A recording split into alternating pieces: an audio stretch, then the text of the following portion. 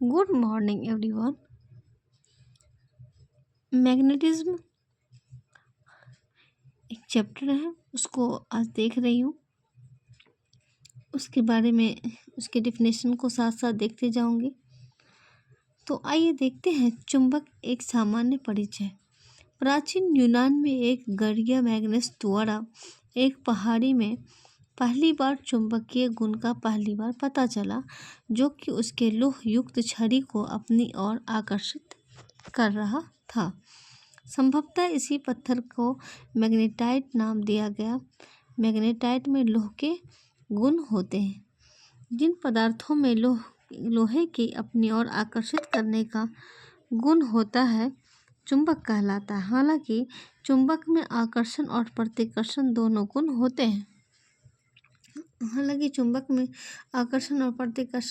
होते हैं। प्रायः चुंबक की वास्तविक पहचान उसके प्रतिकर्षण क्षमता के आधार पर होती है। चुंबक का यही आकर्षण और प्रतिकर्षण गुण चुंबक कहलाता है। प्राकृतिक चुंबक के जो प्रकार होते हैं फ्रेंड्स, प्राकृतिक चुंबक, कृत्रिम चुंबक और विद्युत चुंबक। Natural magnet, artificial magnet, electric magnet. प्राकृतिक चुंबक वह चुंबक जो प्रकृति में स्वतंत्र रूप से पाए जाते हैं, प्राकृतिक चुंबक कहलाता है, जैसे मैग्नेटाइट का टुकड़ा। कृत्रिम चुंबक, लोहे के टुकड़ों से निर्मित चुंबक को कृत्रिम चुंबक कहते हैं।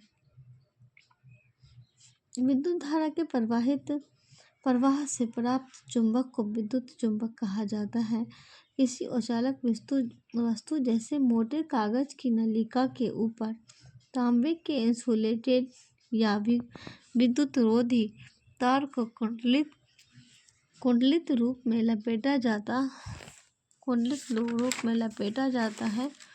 तो इसी में विद्युत धारा प्रवाह करने के बाद धन चुंबक की भांति चुंबकत्व प्राप्त होता है। इसे ही विद्युत चुंबक का रूप माना जाता है। अस्थायी चुंबक, वे पदार्थ जो बाहरी शक्तियां स्रोत चुंबकीय क्षेत्र की आवश्यकता के बिना अपना चुंबकीय गुण बनाए रखते हैं, अस्थायी चुंबक कहलाता है। इनमें उच्च सहनशीलता होती है और समय के साथ इनका चुंबकत्व बरकरार भी रहा है। किसी भी चुंबक में दो ध्रुव होते हैं।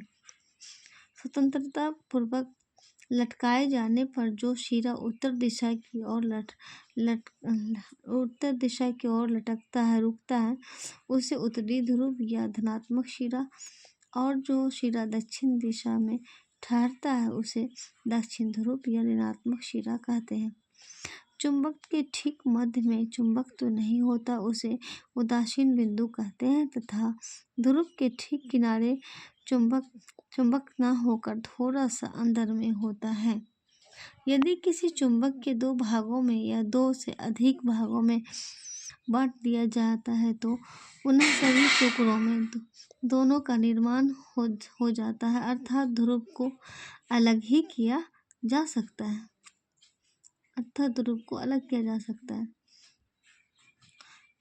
विजातीय ध्रुव एक दूसरे को आकर्षित करते हैं तथा सजातीय ध्रुव प्रतिकर्षित करते हैं। चुंबक के दोनों ध्रुव को मिलने वाली चुंबकीय रेखा चुंबकत्व कहलाती है।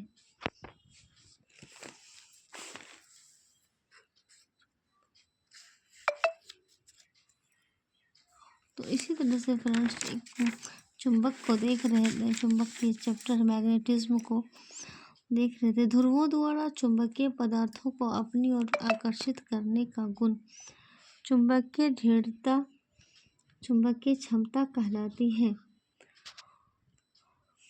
कोई पदार्थ कितनी सुगमता से और कितना अधिक चुंबकीय गुण ग्रहण करता है, इसकी प्रवृत्ति को चुंबकीय प्रवृत्ति कहा जाता है, और इसे पाई से निर्देशित करते हैं। किसी चुंबक के चारों ओर का वह क्षेत्र जिसमें किसी चुंबक या चुंबकीय पदार्थ पर कोई बल लगता है चुंबकीय क्षेत्र कहलाता है।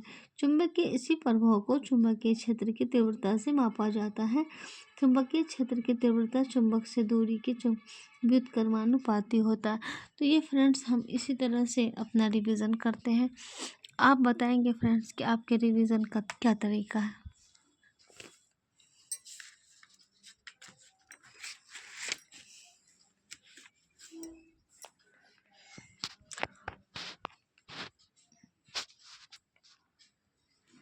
तब तक के लिए फ्रेंड्स आप भी पढ़ते रहें और छोटे छोटे टॉपिक को कवर करते रहें।